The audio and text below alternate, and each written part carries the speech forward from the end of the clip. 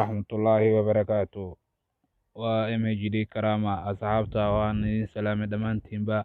Waxaan maanta idin wadaa muuqaal yar oo aan idinku tirigalay. Beryahanba waa mashquulsanaa. 2 isbuuc ayaan channelka ka maqnaa. Waxaana ku mashquulsanaa barnaamijyo ii gaar ah. Haatanna barnaamijyadaas way soo ilaadeen. Dibna ayaan u soo laabtay. Maanta waxaan idin leeyahay fiidiyoyaal ayaan idinku tirigalay ayaan idin soo wadaa. Channelka asxaabta ku cusub subscribe ha inoo saarana, dadka kalena share gareeya channelka. Marka waxaan rabaa inaan muuqaalkan haatan idinkula wadaago barnaamij yar oo soo kordhay oo aan ku arkay Facebook. Waxaan idin leeyahay daawasho wanaagsan ka bogta cashirkan. Assalaamu calaykum waraxmatullaahi wabarakaatu. Ku soo dhawaada channelka aad daawanaysaan waa MHD Karama. Maanta waxaan idin wadaa cashir aad u qiimo badan. Cashirkaasna wuxuu ku saabsan yahay Facebook barnaamij cusub lagu soo kordhiyay ayaan rabaa inaan idin la wadaago. Haatan na keena Facebook aan aadnay.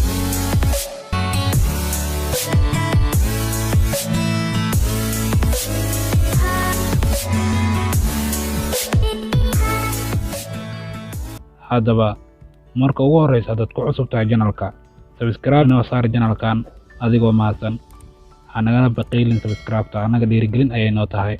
Waa MHD Karama. Waxaan galaynaa Facebook soo markaas soo gasho barnaamijka Facebook lagu soo kordhiyay rabaa inaan idin la wadaago. Qaybta saddexda xariiqan ay dul saaran ayaad ku dhufanaysaa. Kadib waxaad ka tagaysaa setting, qaybta setting-ka ah. Kadib waxaad ka dooranaysaa your time on Facebook. Haddaba your time on Facebook maxay tahay? Haddaan idin sharxo, your time on Facebook waa Facebook-gaada inta waqti ee aad isticmaalayso iyo haddaba waqtigaada ma la socon kartaa, ma xadidi kartaa. Facebook waqti go'an haddii lacala 1 saac ama bar ayaan rabaa inaan Facebook ku jiro, ii soo sheeg markii la gaaro inta.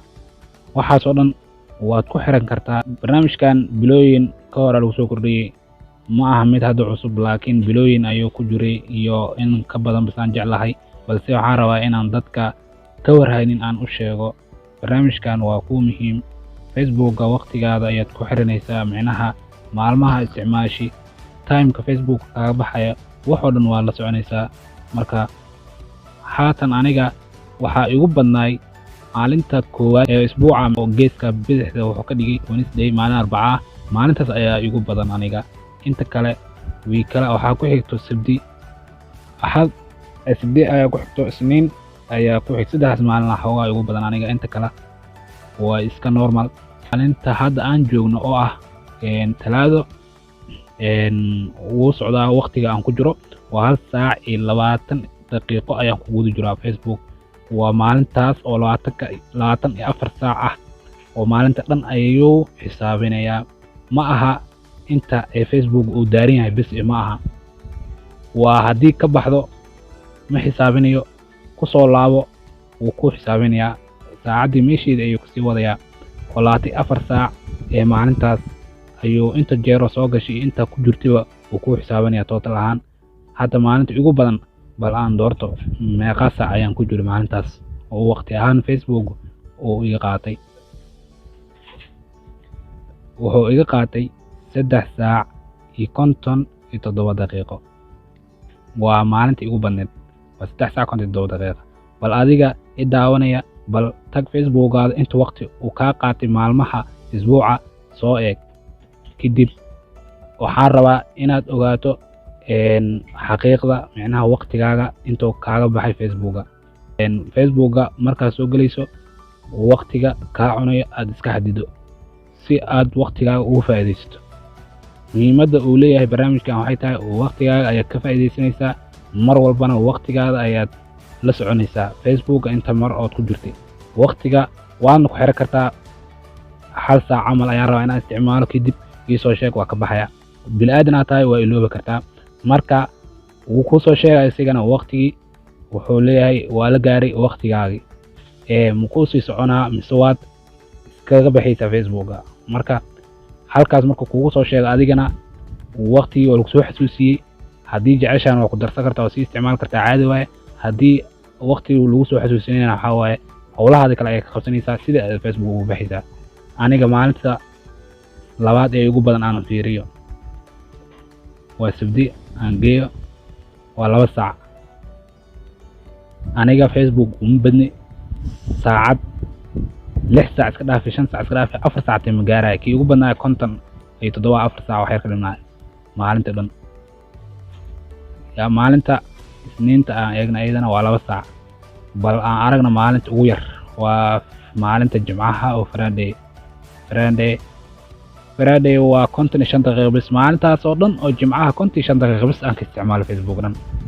marka barnaamijkan waa barnaamij ku muhiim ah. meesha looga xiri karana timeka 1 saac ama bar ayaan ku jiraa Facebooka, kadibna ii soo sheeg waa halkaan ee ay ku qoran tahay set daily time reminder. halkaas ayaad ku xiranaysaa saacadda, halka eber ayaad geynaysaa, bar sidaas ay kugu xirantahay update ayaad dhigaysaa. hadda 1 saac ku xiranay 1 saac ayaad ka dhigaysaa, intan eber aad geynaysaa minutyada eber aad geynaysaa 1 saac sidaas ay kugu xirantahay update ayaad dhigaysaa. update markaa dhahdo sidaas kadib haatan 1 saac wuu isoo sheegayaa markii la gaaro. wuxuu leeyahay 1 saac ayaad isticmaashay maanta oo idil. wixii hadda aniga 1 saac ka badan ayaan ku jiraa oo waqtigii 1 saac waa 24 daqiiqo ay ugu darsantay maanta oo dhan 24 saac ee maanta ee Talaada ah. balse adiga maalinta markay ku bilaabato ayaad ku xiri kartaa. hadda aniga 1 saac wax baa ku darsan karaa. 1 saac iyo bar markii la gaaro iyo sheeg ayaan leeyahay. 1 saac iyo bar hadduu gaaro waa halkaas ayuu kusoo ilaanaya oo uu sheegaya. sidaasna ayaan ugu baxaya. sidaas ayaadna ula socon kartaa waqtigaaga mar walba ka faa'iidayso.